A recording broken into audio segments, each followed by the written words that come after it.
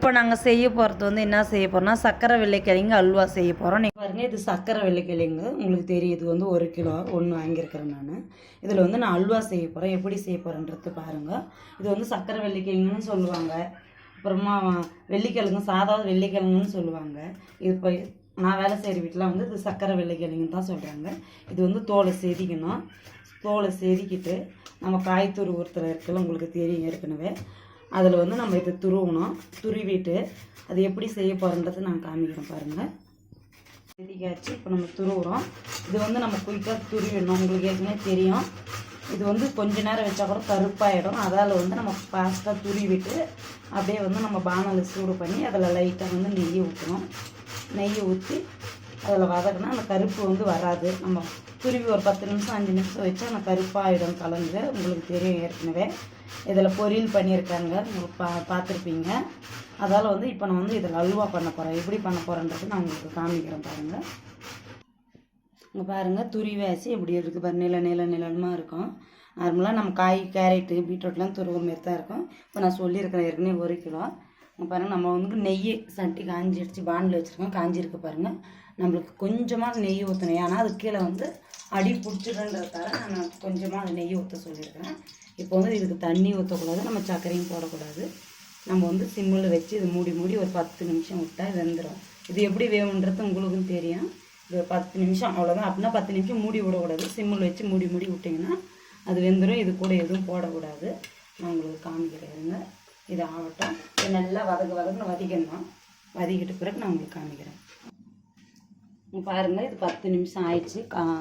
கலந்து இது வெந்துடுச்சு. அடி பிடிக்காத மாரி நாங்கள் பண்ணி வச்சுருக்கோம். நீங்கள் அதுமாரி பண்ணி பாருங்கள். சூப்பராக இருக்குது, சாப்பிட்றதுக்கும் டேஸ்ட்டாக இருக்கும்.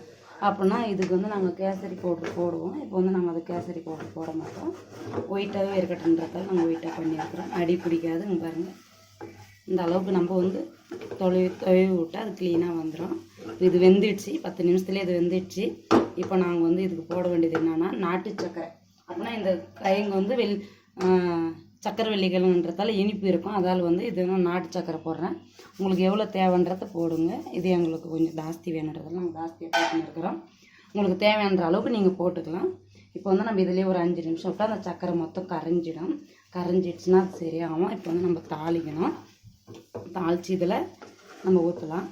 நெய், முந்திரிக்காய், ஏலக்காய், திராட்சை எல்லாமே நம்ம தாளிக்கணும். தாளித்து இதில் போட்டால் வாசனை கமகமானது. அந்த கிழங்கு வாசனை, சக்கரை வெள்ளி கிழங்கு வாசனையும் சர்க்கரையும் போட்டிருக்கதால இது நான் சக்கரை வந்து இந்த கலரில் இருக்குதுன்னாதீங்க. நாட்டு சக்கரைக்காக நான் இதை போடுறேன். உடம்புக்கு ஹெல்த்திக்கு நல்லது, குழந்தைங்களுக்கும் நல்லது. அதால் வந்து நான் இது என் பசங்களுக்கு இது தான் யூஸ் பண்ணுறேன். நான் இந்த சக்கரை போடணுவேன். இல்லைனா பனை வெல்லம் பண்ணுவேன். இது 2 தான் பசங்களுக்கு பண்ணி கொடுப்பேன். இப்போ வந்து இது ஒரு 5 நிமிஷம் நம்ம மூடி வைக்கலாம். அதுக்குள்ளே நம்ம வந்து தாளிக்கலாம். இப்போ நான் நெய் ஊற்ற போகிறேன். அது ஆயிடுச்சு. நெய் ஊற்றணும். நம்மளுக்கு எவ்வளோ தேவைப்படுறோ அந்த அளவுக்கு ஊற்றிக்கலாம். நான் ஜாஸ்தியாக கொஞ்சம் ஊற்றுறேன். நெய் ஊற்றியாச்சு. காயுது பாருங்கள். 4 ஏலக்காய்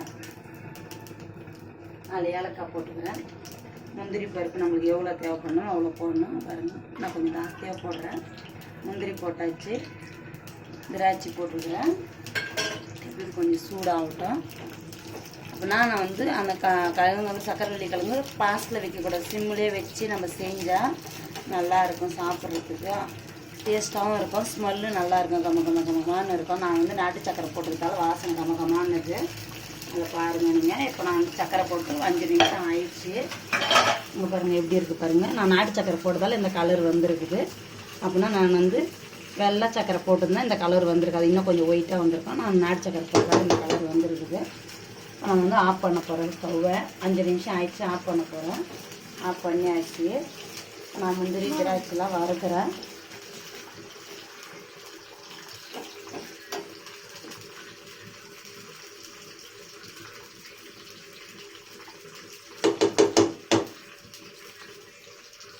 பாருங்கள், வறுத்தாச்சு. ஸ்டவ் ஆஃப் பண்ணியாச்சு. பாருங்கள், இது மேலே வந்து அசாத நம்ம ஊற்றி இப்போ தொலைவக்கூடாது. ஒரு 5 நிமிஷம் விட்டு நம்ம தொலைவினா அது நல்லாயிருக்கும். இப்போ வாசனை வருது. எப்படி இருக்குது ஒரு வாசனை கமகமானது. நீங்கள் ஒரு வாட்டி ட்ரை பண்ணி பாருங்கள். உங்கள் வீட்டில் குழந்தைங்களுக்கு சமைச்சு கொடுத்து பாருங்கள். இது சூப்பராக இருக்குது. எங்களுக்கே வாசனை கம்மகமானது சாப்பிட்ணும் போல் இருக்குது. நான் ஒரு 5 நிமிஷம் விட்டு சாப்பிட்லான்னு இருக்கிறோம். நீங்கள் செஞ்சு பாருங்கள். இது ஒரு வாட்டி சமைச்சு பாருங்கள், டேஸ்ட்டு பாருங்கள். உங்களுக்கு பிடிச்சிருந்தா லைக் பண்ணுங்கள். குழந்தைங்களுக்கு செஞ்சு கொடுத்து பாருங்கள். நீங்கள் ஒரு வாட்டி ட்ரை பண்ணுங்கள்.